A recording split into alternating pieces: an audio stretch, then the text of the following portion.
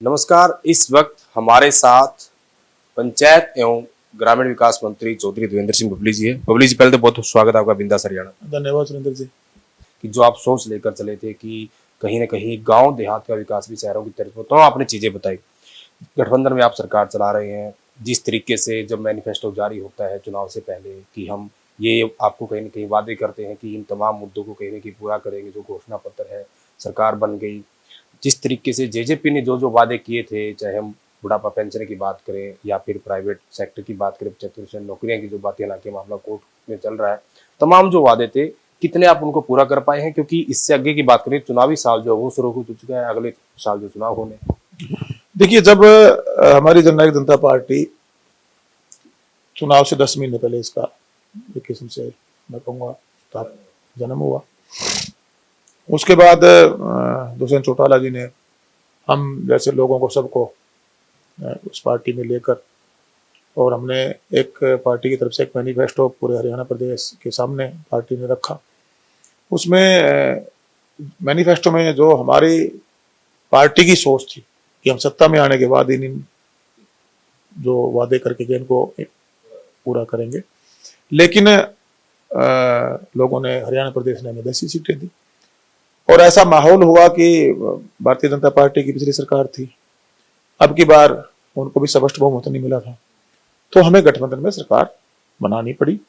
उनका भी अपना एक एजेंडा था, उन्होंने भी जनता से कुछ वादे किए हुए थे, और दोनों पार्टियों गठबंधन में सरकार चली। और जो हमने लोगों से मैनिफेस्टो में वायदे किए थे, उस पर हमने एक मिनिमम कॉमन प्रोग्राम हुआ। जब गठबंधन गया तो हमारी दोनों पार्टियों के नेताओं ने बैठ के निर्णय लिया भी मिनिमम कॉमन प्रोग्राम, क्योंकि मैनिफेस्टो में जो इलेक्शन चुनाव के दौरान जो भी पार्टी अपने हिसाब से मैनिफेस्टो बनाती है और जनता को प्रदेश के लिए काम करना चाहती है, तो उसमें जब मिनिमम कॉमन प्रोग्राम में कुछ ऐसे मामले थे जो हमारी गठबंधन की सरकार में फैसला तय हुआ।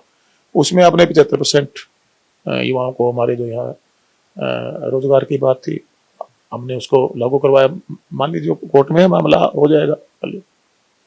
महिलाओं को 50% प्रतिनिधित्व देने की बात थी। आपने देखा होगा सर, आज जितनी पंचायत के चुनाव हुए उनमें हमने वो, हालांकि वो भी कुछ टाइम कोर्ट में रहा, लेकिन उसमें हम उसको करवाने में कामयाब हुए। इसी प्रकार आप देखेंगे कि जो पेंशन की बात कही, पेंशन में हमने मैनिफेस्टो में कहा था, लेकिन आज हम गठबंधन में सरकार में हैं। हम जितना प्रयास संभव था या एक मिनिमम कॉमन प्रोग्राम के तहत जो तय हुआ था, उसमें हमने प्रयास किया है। 250 रुपए के हिसाब से हमने बढ़ाने का काम किया है, और हमारी पार्टी की तरफ से तो प्रयास रहेगा। बाकी सरकार गठबंधन में है, वो अधिकार क्षेत्र माननीय मुख्यमंत्री जी, और ये कहूँगा निर्णय लेना तो मिलकर ही होता है, लेकिन फिर अधिकार क्षेत्र माननीय मुख्यमंत्री जी के उसमें आ जाता है, और हम मिलकर उस पर और बेटर क्या कर सके उसके लिए हमारी तरफ से तो प्रयास रहेगा।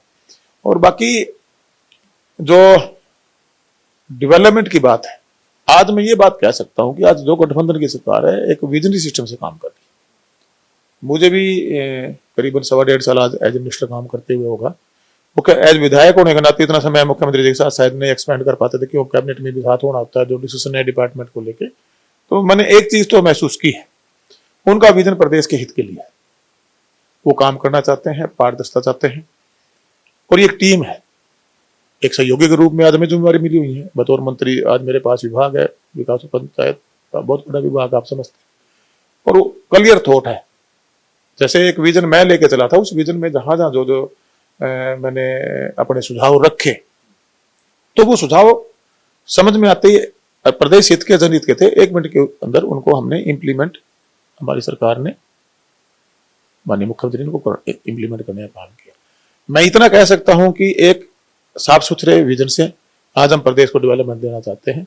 और जो एक ये हम कहते हैं कि जीरो टॉलरेंस की बात करते हैं, या पारदर्शिता की बात करते हैं, गुणवत्ता की बात करते हैं, समयबद्ध तरीके से काम हो। एक योजना बनी, घोषणा हुई, सीएम घोषणा 8 साल सरकार पहली में, वो लंबित होती, उनको भी अब प्रेशराइज, मतलब उनको ले करके गति देकर, और उसे एक किस्म से मैं कहूंगा कि उसको फोर्सफुली भी हम अब तो लग गए हैं भाई, ये काम अगर डिले है तो उसकी जवाबदेही अधिकारियों को देनी होगी। उसको हम अब गति देकर प्रदेश हित के लिए प्रदेश को और जनता के सुविधाओं के लिए चौमुखी विकास की तरफ हम कदम बढ़ा चुके हैं और उनको अवगति देने का हमने काम शुरू कर किया हुआ है। जी बिल्कुल। बबली जी, आपने कॉमन मिनिमम का जिक्र किया कि जिस तरीके से जेजेपी का बीजेपी के साथ जो गठबंधन हुआ और कहीं न कहीं जिन बातों को लेकर कहीं न कहीं आपसे समझौता हुआ, आपने मुख्यमंत्री का बयान सुना होगा।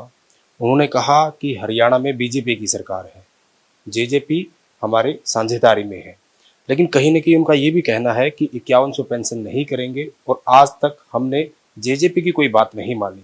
आप जेजेपी के कोटे से मंत्री हैं, मुख्यमंत्री के इस बयान को आप कैसे देखते हैं? नहीं, उन्होंने ऐसा नहीं कहा, कोई बात नहीं मानी। मैंने बयान सुना था, उन्होंने कहा बिल्कुल ठीक है, सरकार बीजेपी के हम सहयोगी के रूप में काम कर रहे हैं उनके साथ, हम गठबंधन में है, सहयोगी पार्टी, हमने उनको सहयोग किया, अपने 10 विधायकों का समर्थन दिया, तभी तो आज सरकार हम चला रहे हैं। और उन्होंने अपने मैनिफेस्टो में उन्होंने ये भी कहा भी हमने 3000 का वादा किया तो उसको तो हम पूरा करेंगे। दुष्यंत जी का भी दूसरी तरफ बयान था, मैंने भी देखा था, उन्होंने भी कहा हम प्रयास कर रहे हैं, स्टेट का बजट भी देखना होता है, उसके हिसाब से 250 करके इम्प्लीमेंट किया है। वे उनको पूरे प्रदेश की जवाबदेही सरकार की और माननीय मुख्यमंत्री जी की, तो हम अपनी तरफ से प्रयास कर रहे हैं और 3000 तक, अभी 2750 है, इस अगले मुझे लगता है अगले बजट सेशन में 3000 भी हो जाएगी। उस टाइम सरकार उससे पहले क्या फैसला लेती है, हमें तो और भी उम्मीद, हम इसको और ज्यादा अपनी तरफ से इसको जो हमने वादा किया हमारी पार्टी ने उसको बढ़ाने का काम करें, हमारा तो यही प्रयास रहेगा। बाकी तो सरकार तो वो ठीक है, उन्होंने कि हम बीजेपी के सहयोगी हैं, सरकार आज भी चला रही है। बबली जी, अगर बात करें बीजेपी जेजेपी गठबंधन की, क्योंकि आपके सामने भी लगातार लोग आते होंगे, आपके मन में भी सवाल बार बार आता होगा, जैसे ओम प्रकाश चौटाला की बात करें, पूर्व मुख्यमंत्री रहे हरियाणा की, उन्होंने भी बयान दिया कि जो गठबंधन है वो जल्द टूट जाएगा। वहीं कहीं न कहीं जो बीजेपी के जो वरिष्ठ नेता है, चाहे हम पूर्व मंत्री चौधरी वीरेंद्र सिंह की बात करें या और अन्य नेताओं की बात करें, उनका कहना है कि हमें भविष्य में यानी कि 2024 में जेजेपी के साथ सहयोग में लड़ने की जरूरत नहीं है, हम अकेले लड़ सकते हैं। अब आगे गठबंधन रहेगा नहीं रहेगा, आप कैसे देखते हैं? देखिएगा, ये जो बयान आते हैं, मैं भी सुनता हूँ उनको, ठीक है, वो कई बार अपनी क्षेत्रीय राजनीति को देखते हुए बयान दे देते हैं, अपने क्षेत्र की राजनीति के हिसाब से जैसे उनको सूट करता है ऐसा बयान कई बार वो दिया जाता है। लेकिन आज हम गठबंधन में, मैं इतना तो कह सकता हूं कि ये 5 साल गठबंधन में सरकार मजबूती से चलेगी, प्रदेश हित के लिए हम कार्य करेंगे। जो वादा हम हरियाणा प्रदेश की जनता से करके आए थे, हम उस पर 100% खरा उतरने के प्रयास में है और हम लगे भी हुए हैं। अब आने वाले समय में जो 2024 का चुनाव से पहले पार्लियामेंट का चुनाव है, पूरे देश में लोगों ने देश का नेतृत्व देना है, और उसके बाद हमारी विधानसभा का चुनाव है। तो जब विधानसभा का चुनाव आएगा, अभी बहुत ज्यादा एडवांस इस पर टिप्पणी करना, और मैं ये समझता हूं जितना मुझे अब राजनीति की समझ आई है, ये समय के हिसाब से ना परिस्थितियां बदल जाती हैं, जो मैंने फील किया है राजनीति में आकर। अब आज हम गठबंधन में सरकार चला रहे हैं, कल को तीसरे चुनाव में बीजेपी जाएगी, दूसरे चुनाव में हमारी पार्टी, हम लोग भी जाएंगे। उस टाइम पार्टी अपने हिसाब से अपने अपने सर्वे भी करा के देखेंगी, हम कहाँ खड़े हैं, जनता की कितनी पसंद में है या नहीं है। तो वो फैसला उस टाइम पार्टियां की जो सीनियर लीडरशिप में कह सकता हूँ वो बैठ के लेंगे। और मैं ये मानता हूँ कि सरकार तो 5 साल बिल्कुल आराम से चलेगी। तो जब हम स्टार्टिंग में जब गठबंधन में गए थे, तभी से विपक्ष ने कहना शुरू कर दिया था कि 3 महीने का, 6 महीने का, 9 महीने का। ये मैं आपको 100% इंश्योर कर सकता हूँ कि गठबंधन में पूरा समय निकालेंगे। और अगला चुनाव भी मैं ये महसूस करता हूँ कि मुझे लगता है कि उस समय में एक समय की ये मांग होगी कि दोनों पार्टियां गठबंधन में चुनाव में जाएं, और मुझे लगता है कि अगला चुनाव भी हो सकता है गठबंधन में। बबली जी, आपने बयान सुना होगा, अभय सिंह चौटाला का कहना है कि जिस प्रकार दिल्ली के डिप्टी सीएम जेल में गए हैं, ठीक उसी प्रकार हरियाणा के डिप्टी सीएम भी जेल में होंगे। कैसे देखते हैं? देखिए, मैं उनके किसी बयान को सीरियसली लेता नहीं। वो खुद, अब मैं फिर कुछ बात मेरे से कही जाएगी, वो खुद कितने केसों में, काफी केसों पे हैं, और मुझे इस पर कोई टिप्पणी नहीं। वहीं बबली जी, अगर बात करें, मैं टोहाना की भी बात करूंगा, लेकिन उससे पहले एक सैनिकों से जुड़ा सवाल है, क्योंकि आप भी कहीं ना कहीं सैनिक फौजी परिवार से आपके दादाजी रहे हैं, उन्होंने देश के लिए सेवा की। जिस प्रकार पूर्व राज्यपाल सत्यपाल मलिक ने जो आरोप लगाया, मैंने भी उनका इंटरव्यू किया था, तो उनका कहना था कि पुलवामा में जो हमला हुआ और जिन 40 सैनिकों की शहादत हुई वो पूरी की पूरी लापरवाही थी, जानबूझकर ऐसा किया गया और उसका चुनाव में फायदा उठाया गया। इसके साथ साथ उन्होंने ये भी बड़ी बात कही कि 2024 में जो नरेंद्र मोदी है ये प्रधानमंत्री नहीं बनेंगे, यानी कि ये व्यक्ति प्रधानमंत्री नहीं बनेगा। और 2024 में अगर गलती से बीजेपी की सरकार बन जाती है तो भविष्य में कभी चुनाव नहीं होगा, देश को ये बर्बाद कर देंगे। उनके आप बयान को कैसे देखते हैं? देखिएगा, बिल्कुल ये निराधार है। कोई भी जब देश के इतने बड़े पद पर बैठे हों और पूरे देश की जिम्मेवारी हो जिनके हाथों में, ये मैं नहीं समझता कि ये बयान उनका कोई मायने रखता है। मुझे नहीं पता वो इस बयान को क्यों उन्होंने दिया। आज देश को हमारे देश के जो प्रधानमंत्री नरेंद्र मोदी जी हैं उन्होंने आगे बढ़ाया। देश की एक पहचान विषयों के आगे उसको बढ़ाकर लेकर के एक शान से आज हम ये कह सकते हैं कि हमारा देश आगे बढ़ रहा है और हर हिंदुस्तानी को इस बात पर फख्र भी है। ये ऐसी बातें मैं कहकर हमारी सेना का मैं कहूँगा कहीं ना कहीं मनोबल तोड़ने वाला बयान था। ये स्टेटमेंट मेरे हिसाब से दी नहीं जानी चाहिए थी। एक मैं तो इसको राजनीतिक स्टेटमेंट कह सकता हूँ, दी गई है और देश सुरक्षित हाथों में है, देश आगे बढ़ रहा है और उनके नेतृत्व में देश और आगे बढ़ेगा। बबली जी, एज ए पंचायत मंत्री आपने तमाम वो विकास कार्य गिनाए जो आप पूरे के पूरे हरियाणा में करने जा रहे हो और कुछ काम हो भी चुके हैं जैसा आपने बताया। लेकिन टोहाना का भी मैं सवाल लेना चाहूंगा क्योंकि टोहाना से आप विधायक हैं, टोहाना की जनता ने आपको जिताया, उसके बाद आप मंत्री बने। टोहाना के लोगों के लिए क्या कुछ देवेंद्र बबली ने करवाया है, ऐसे काम जो लंबे समय तक जो पहले हो जाने चाहिए नहीं हुए, ऐसे कुछ चीजें ड्रीम प्रोजेक्ट आपके पूरे होने जा रहे हो? देखिए, जब मेरे टोहाना का एक सौभाग्य तो ये रहा 1966 से लेकर आज तक टोहाना सीट हमेशा सत्ता में रही है और जो टोहाना से सीट से जीत कर आया लगभग जैसे आज गठबंधन में तो वो सरकार रही है और जो सरकार हरियाणा में रही है वो सरकार सेंटर में रही है, जैसे योगी के रूप में रही हो। ये एक मेरी सीट का सौभाग्य कहूंगा, समीकरण रहा है। लेकिन वहां पर जो लोग पहले पुराने जिनको कह सकते हो बैठे हुए थे राजनीति में, अपना एक किस्म से राजनीतिक कब्जादारी बोलता हूं मैं उनको, और टोहाना को विकास की गति नहीं दी। सिर्फ राजनीति सत्ता सुख के लिए और अपनी तिजोरियां भरने के लिए लूट की राजनीति, दबाव की राजनीति, भय की राजनीति, गुंडागर्दी की राजनीति टोहाना में चलती थी। और जब हम एक सोशल वर्कर रूप में काम कर रहे थे आज से लंबे समय पहले, 15-17 साल पहले की अगर मैं बात करूं, जो मैं कैप्टन साहब मेरे दादा साहब की परंपराओं को जो शिक्षा दीक्षा आगे बढ़ा रहा था, लोगों को एक बड़ी उम्मीद जगी थी कि सोशल वर्किंग के दौरान जो हम जब भी किसी प्रोग्राम में जाते थे कि उन्होंने मुझे राजनीति की तरफ आकर्षित किया और एक जिम्मेवारी का एहसास कराया, भी आप अपने जीवन की लड़ाई, पारिवारिक लड़ाई तो लड़ चुके हैं, आज हल्के के लिए लड़ो। तो हम चुनाव मैदान में उतरे और चुनाव मैदान में उतरने के बाद लंबे संघर्ष के बाद पहला चुनाव हमने लूज किया, लेकिन हम अब सेवा में और निष्ठा के साथ जब विपक्ष की भूमिका थी वहां खड़े थे।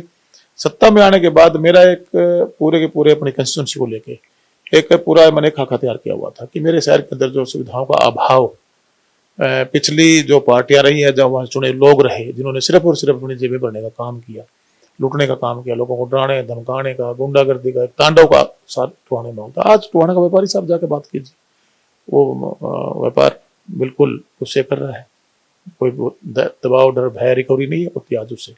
इसी तरह हमारी जो बहन बेटियां हैं उनके साथ पिछले आप देखेंगे समय में, उससे पहले छेड़खानी आपने देखे होंगे पिछले सरकारों के हालात, और डेवलपमेंट जो थी वहाँ बहुत से जो एजेंडे ऐसे थे जो बहुत पहले, आज से 3-4 दशक पहले जिनको टोहाना के अंदर होना चाहिए था, जो डिले है। चाहे हमारे बस स्टैंड की शिफ्टिंग का मामला था, उसको हमने कामयाब करवाया, जमीन हमने लेकर रजिस्ट्री करवा कर डिपार्टमेंट में बहुत जल्दी काम शुरू होने जा रहा है। बाईपास पेंडिंग हुआ था, उसको हमने ठीक कराया। एक हमारा सिविल हॉस्पिटल था, 40 साल की मांग थी, कांग्रेस की भी सरकार रही, उससे पहले इनेलो की भी रही, उससे पहले भी सरकारें रही, उसके बाद भी सरकार रही, लेकिन वो वहाँ एक सिंडिकेट था जो उसको नहीं होने देना चाह रहा था। हमने उसको करवा के उसको अभी जल्दी टेंडर करके 100 बेडेड हॉस्पिटल हमने सर को देने जा रहे बढ़ाकर। हमारे बाईपास की समस्याएं थी, हमारे ये रोड थे, इनको जितने 5 रोड कनेक्ट करते हैं, सुरावाड़ा से लेकर रतिया रोड है, कुला होता हुआ इधर से जो 505 के आसपास जो हमारे रोड सारे कनेक्ट करते हैं, सारे के सारे रोडों को बैठने के साथ स्ट्रेंथिंग काम में अभी माननीय मुख्यमंत्री 23 तारीख को गए थे, घोषणा करा के अगले 2-3 महीनों में सभी भी काम शुरू हो जाएंगे। एक बहुत बड़ी सौगात मैं कहूँगा आने वाले समय में हमारे श्रम को, हमारी आने वाली जनरेशन भी याद रखेंगे। मेडिकल कॉलेज जो फतेहाबाद जिले में हमारी सरकार की हर जिले को बना के देने की घोषणा थी, माननीय मुख्यमंत्री जी का मैं धन्यवाद भी बार बार करता हूँ कि उन्होंने वो पूरे जिले को देखते हुए मेरे टोहाना क्षेत्र में रसूलपुर गांव में देने का काम किया, जिससे हमारे तीनों हल्के अपना फतेहाबाद, रतिया, कुछ पंजाब का एरिया, नरवाना और उकलाना, उसका लाभ मिलेगा, उसको हमने देने का काम किया। साथ में हमारा नर्सिंग कॉलेज उसके साथ बना के देने का काम, हमारे महिला कॉलेज बना के देने का काम, और उसके साथ साथ माननीय मुख्यमंत्री जी ने जितना हमारे जो छोटे रोड थे उनके लिए फंड देने का काम किया। और मेरे डिपार्टमेंट में जो हमने शुरुआत की थी जोड़ों की को लेकर था, जो वेस्ट, उसमें लगभग 100-150 गांवों में काम चला हुआ है। कम्युनिटी सेंटर बना के देने की बात थी, लाइब्रेरी बना के देने की बात थी। शहर में एक पुरानी समस्या थी पानी भराव की, मैं ये तो नहीं कहूंगा कि वो 100% ठीक हो गया, लेकिन उसको भी हमने फर्स्ट स्टेज में करीबन 40 करोड़ रुपए गया था, और अभी दोबारा गया था, उसमें से भी 38-40 करोड़ रुपए और 80-100 करोड़ रुपया उसमें शहर में गया है, जिसमें पीने का पानी, सीवरेज और जो बरसात पानी की भराव की समस्या, उससे भी हम शहर को निजात दिलाने जा रहे हैं। कहने का भाव यह है कि जो काम पिछले 2-3 दशक पहले होने चाहिए थे, मैं अपना सौभाग्य मानता हूँ, और मेरा टोहाना की जनता का जो विश्वास था, उनका जो आशीर्वाद मेरे साथ खड़ा हुआ था, मैं उन सब का भी एक किस्म से उनकी एक मन की आवाज थी, पुकार थी, वो जाके हमारी अब पूरी होने जा रही है। और जब ये धरातल पर ये सारी की सारी व्यवस्थाएं और योजनाएं परियोजनाएं लागू हो जाएंगी, एक टोहाना की तस्वीर तकदीर बदलेगी। हमारे लोगों को आने वाले समय में चाहे रोजगार में लेकर बात हो, एक आर्थिक मजबूती की बात हो, और अच्छे शहर में जो मूलभूत सुविधा होती है वो सारी की सारी हमारे क्षेत्र में हम लेके जाने में कामयाब रहे हैं। ये एक बड़ी सौगात जो मैंने एक तपस्या ही कहूंगा जो इतने लंबे समय से की, क्योंकि राजनीति मेरा एजेंडा नहीं था, ना ही राजनीति जो आजकल मोस्टली लोगों ने इसको व्यवसाय बना लिया है, मेरा व्यवसाय भी नहीं है। मैं राजनीति में सेवक के रूप में पहले एक समाज सेवी था, आज एक चुने प्रतिनिधि के रूप में, एक सेवक के रूप में मेरे टोहाना की सेवा में लगा हूँ, और इसके रिजल्ट मुझे बेहतर आने वाले समय नजर आ रहे हैं, क्योंकि हम उनको धरातल पर ले आए। शुक्रिया सर बातचीत। धन्यवाद।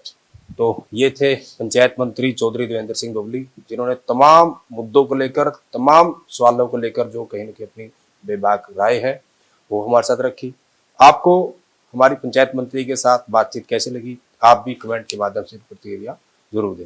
वीडियो जर्नलिस्ट विकास चौधरी के साथ सुरेंद्र नैन, बिंदास हरियाणा।